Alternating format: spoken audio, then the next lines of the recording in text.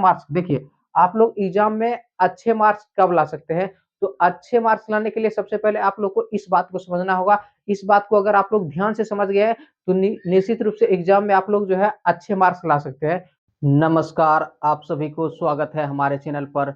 तो आज के क्लास में हम बिहार बोर्ड एग्जाम 2027 के लिए क्लास ट्वेल्थ केमिस्ट्री यानी कि रसायन विज्ञान के बारे में जो है समझेंगे। रसायन विज्ञान के सिलेबस के बारे में समझेंगे, इसमें कितने चैप्टर को पढ़ना है इस बारे में समझेंगे और किस प्रकार तैयारी करेंगे कि एग्जाम में अच्छे मार्क्स जो है ला सकते हैं। तो देखिए, सबसे पहले देखिए आप लोगों को जो है रसायन विज्ञान यानी कि केमिस्ट्री में जो है 16 चैप्टर को पढ़ना होगा। 16 चैप्टर को पढ़ना होगा, जिसमें देखिए देखिए भौ- भौतिक रसायन यानी कि फिजिकल केमिस्ट्री के अंतर्गत देखिए 5 चैप्टर आते हैं। ठीक है, फिजिकल केमिस्ट्री के अंतर्गत 5 चैप्टर आते हैं। उसके बाद देखिए अकार्बनिक रसायन के अंतर्गत देखिए चैप्टर आते हैं। उसके बाद देखिए कार्बनिक रसायन के अंतर्गत कितने चैप्टर आते हैं? 7 चैप्टर आते हैं। तो इस प्रकार जो है 16 चैप्टर को जो है क्या करना होता है कि पढ़ेंगे क्लास 12 केमिस्ट्री में। तो देखिए, सबसे पहले देखिए भौतिक रसायन यानी कि फिजिकल केमिस्ट्री। तो फिजिकल केमिस्ट्री के अंतर्गत 5 चैप्टर को पढ़ेंगे कि कौन-कौन सा चैप्टर को पढ़ेंगे? देखिए ठोस अवस्था। पहला चैप्टर है ठोस अवस्था यानी कि the solid state.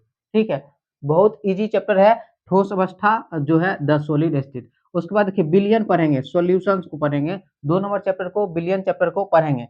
3 number chapter है देखिए वैद्युत रसायन यानी कि इलेक्ट्रोकेमिस्ट्री। 3 नंबर चैप्टर है वैद्युत रसायन इलेक्ट्रोकेमिस्ट्री। उसके बाद देखिए 4 नंबर है देखिए रासायनिक बल गतिकी यानी कि केमिकल काइनेटिक्स चैप्टर को 4 नंबर चैप्टर को पढ़ेंगे। उसके बाद के पृष्ठ रसायन यानी कि सरफेस केमिस्ट्री।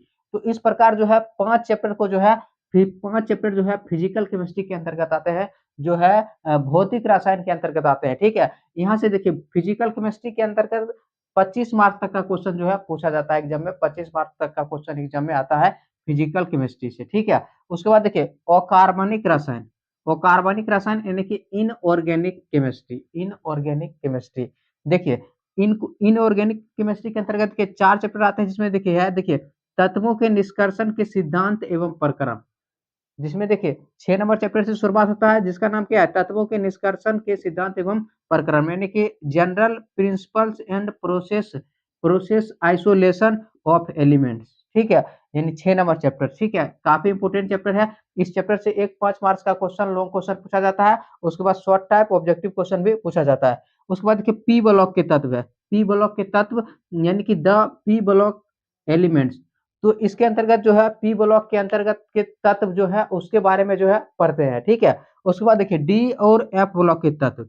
तो देखिए इसमें डी ब्लॉक और एफ ब्लॉक के तत्व के बारे में पढ़ते हैं। देखिए the D and F block elements यानी कि डी ब्लॉक के तत्व को क्या कहते हैं? संक्रमण तत्व के बारे में पूछा जाता है। एफ ब्लॉक के तत्व को अंतर संक्रमण तत्व कहते हैं। तो इन सभी के बारे में जो है पूछा जाता है। उसके बाद देखिए उप सहसंयोजन यौगिक है, कोऑर्डिनेशन कंपाउंड्स। ठीक है, काफी इंपोर्टेंट चैप्टर है। बहुत सारा क्वेश्चन जो है इस चैप्टर से पूछा जाता है। इसके बारे में भी जो है क्या करेंगे, जो है पढ़ेंगे। देखिए उसके बाद देखिए कार्बनिक रसायन। तो कार्बनिक रसायन यानी कि ऑर्गेनिक केमिस्ट्री के अंतर्गत देखिए 7 चैप्टर को पढ़ना है, जिसमें देखिए 10 नंबर चैप्टर से शुरुआत होता है, जिसका नाम है देखिए हेलो एल्केन तथा हेलो एरिन। याद रखिएगा हेलो एल्केन तथा हेलो एरिन, इसका अंग्रेजी भी क्या होता है? सेम होता है। ठीक है, उसके बाद देखिए एल्कोहल, फिनॉल एवं ईथर।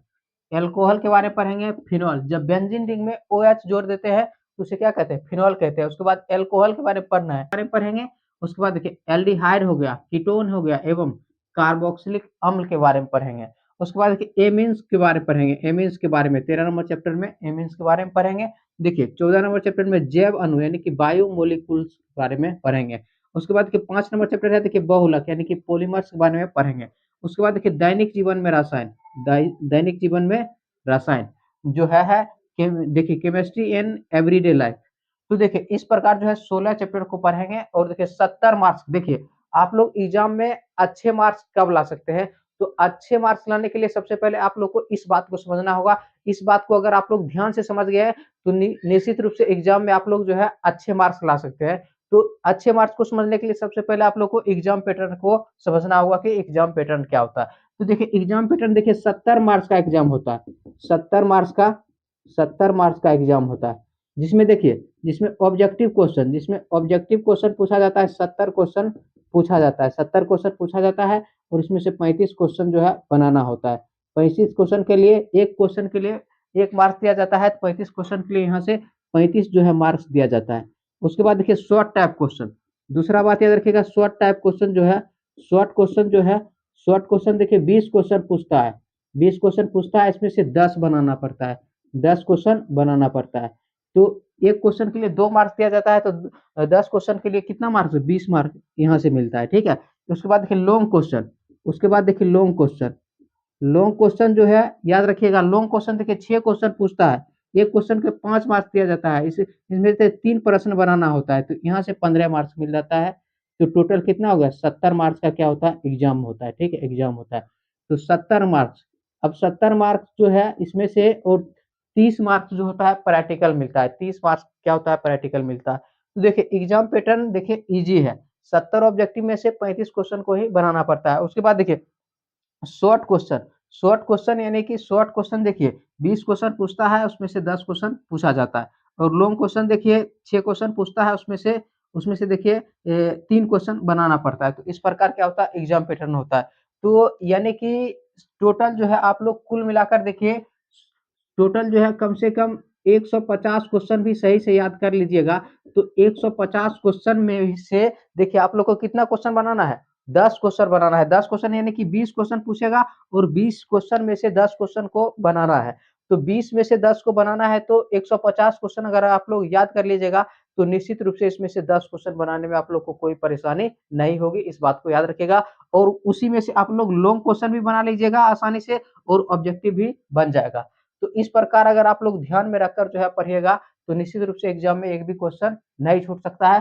तो हम आप लोग को देखिए टॉपिक वाइज पढ़ाएंगे, देखिए टॉपिक वाइज बताएंगे, देखिए टॉपिक वाइज बताएंगे, और कम से कम जो है आप लोग को देखिए 150 से 200 क्वेश्चन को याद कराएंगे, 150 से 200 क्वेश्चन को याद कराएंगे। और जो है सप्ताह में 3 दिन आप लोग को क्लास क्लास 12th केमिस्ट्री का जो है वीडियो मिलेगा, ठीक है, 3 दिन आप लोग को वीडियो मिलेगा, और कम से कम आप लोग को देखिए 150 से 2 क्वेश्चन याद कराएंगे, 150 से 200 क्वेश्चन याद कराएंगे। उसी में से आप लोग को जो है एक भी सब्जेक्टिव ऑब्जेक्टिव लॉन्ग टाइप का क्वेश्चन हो या शॉर्ट टाइप का क्वेश्चन हो, एक भी क्वेश्चन नहीं छूट सकता। तो इस बात को आप लोग याद रखिएगा, और चैनल से जुड़ जाइएगा, आप लोग का तैयारी अच्छे से हो जाएगा, एग्जाम में कोई भी परेशानी नहीं होगा आप लोग को। इस बात को याद रखिएगा, चैनल से जुड़ जाइएगा। उसके बाद देखिए क्वेश्चन बैंक में जो भी ऑब्जेक्टिव क्वेश्चन पूछा गया है, उस सभी ऑब्जेक्टिव क्वेश्चन को आप लोग को बताया जाएगा। मॉडल पेपर का ऑब्जेक्टिव क्वेश्चन बताया जाएगा। उसके बाद देखिए टारगेट का ऑब्जेक्टिव क्वेश्चन को बताया जाएगा। तो इस प्रकार आप लोग को अधिक से अधिक ऑब्जेक्टिव क्वेश्चन को बताया जाएगा, ठीक है। तो चैनल से जुड़ जाइए, वीडियो को लाइक कीजिए, शेयर कीजिए, और चैनल पर पहली बार है तो चैनल को सब्सक्राइब जरूर कीजिएगा। मिलते हैं अगले सेशन में जो है टॉपिक की शुरुआत के साथ। धन्यवाद।